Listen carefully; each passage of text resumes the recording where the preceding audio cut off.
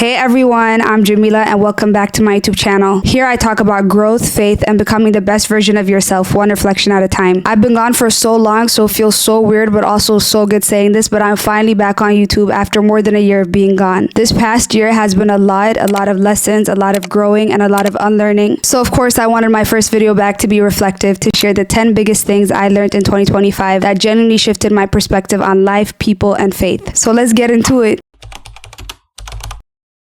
So the first thing I learned this year is that being present actually fixes everything. When people say be present, I used to think it was just another self-help cliche. But this year, I really tried being present, like actually being where my feet are, and it changed everything. So much anxiety and overthinking comes from replaying the past or trying to predict the future. But when I started grounding myself in the moment and focusing on what's right here, I started to feel lighter. I realized that peace isn't in the next thing, it's in this moment. And honestly, Allah tells us this all the time. We're literally commanded to pray 5 times a day. That's 5 intentional pauses to disconnect from everything around us and reconnect with Him. Each prayer is a reminder to be mindful, to remove the noise, and to return to the present. Because when you slow down enough to truly be here, you realize that so much of what you're worried about doesn't even exist in this moment.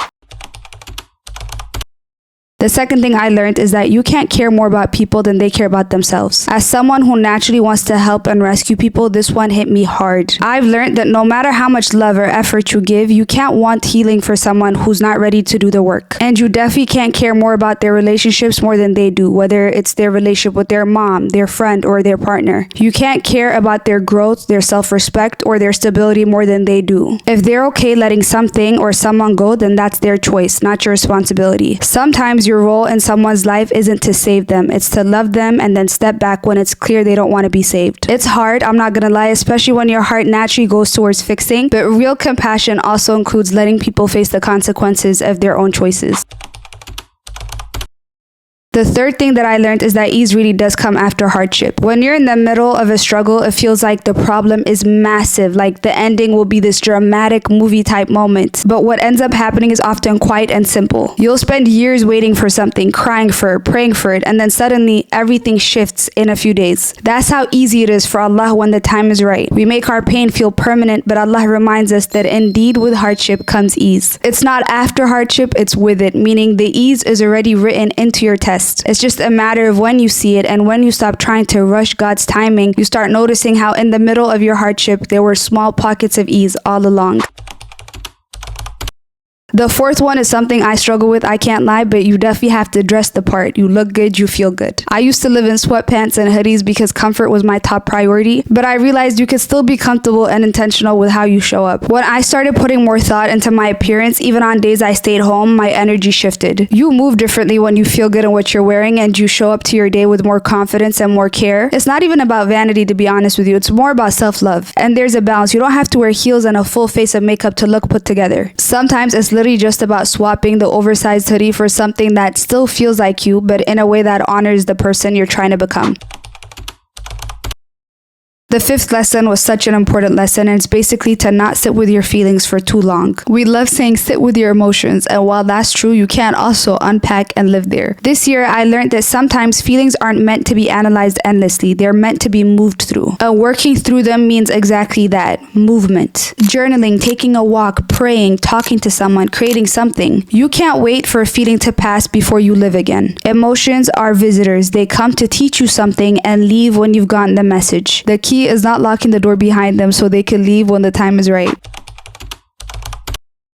The sixth thing is that resistance might mean misalignment. When you keep running into obstacles and nothing seems to flow, it's tempting to think you just need to push harder. But sometimes that resistance is a message, not a challenge. There's a difference between something being difficult because it's growing you and something being difficult because it's not meant for you. When I'm aligned mentally, spiritually, emotionally, things flow differently. The opportunities, the people, the timing, it all just feels lighter. But when I'm out of alignment, even the smallest thing feels so exhausting. So now, instead of forcing things, I pause and I ask myself, is this hard because it's growth, or is it hard because it's wrong for me? And I'm not gonna lie, that question has saved me so much stress this year. The seventh thing is definitely something I still struggle with, but it's to not make tasks bigger than they really are. I realized a lot of my procrastination comes from overthinking what needs to be done. I'll literally look at something simple like replying to an email or editing a video and turn it into this huge intimidating thing in my head. But when I finally sit down and do it, it's always so much smaller than I imagined. So now when I catch myself spiraling, I remind myself it's just something that needs to get done, not something to be afraid of. I also started focusing more on the outcome of a task rather than how much effort it's going to take to get there. Because when you focus on the result, that feeling of relief, that sense of progress, the task immediately feels lighter. It's the energy of I get to finish this instead of I have to do this. And it makes such a difference in how big or small something feels.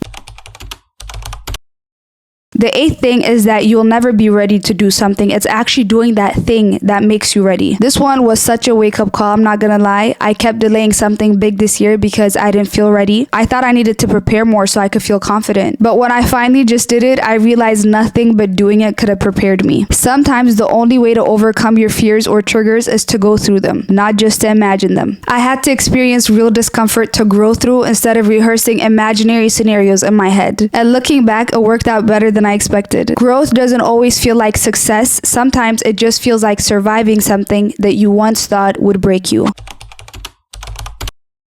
The ninth lesson is so important, especially for all my girls, and it's that as a woman, having women in your life is essential. There's something so sacred about sisterhood. This year reminded me how important it is to have women around you who understand, support, and genuinely want to see you win. There's a kind of depth and softness that only other women can provide. Women who get the emotions, the transitions, the spiritual journeys we go through. Having that circle keeps you grounded, holds you accountable, and makes you feel seen. We're not meant to do life alone. And the older I get, the more I realize how much we need safe spaces to grow with other women.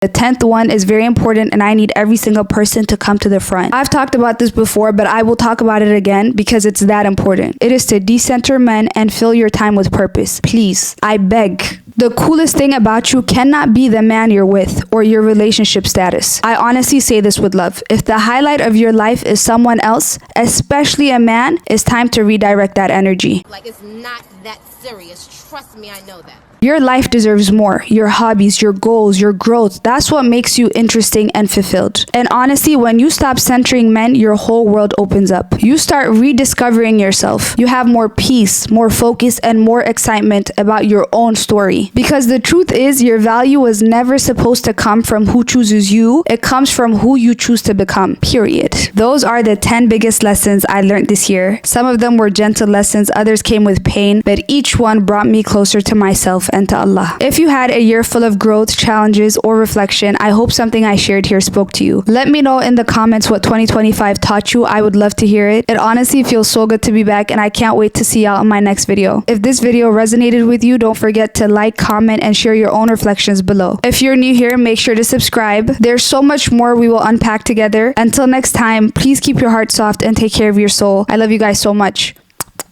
Bye!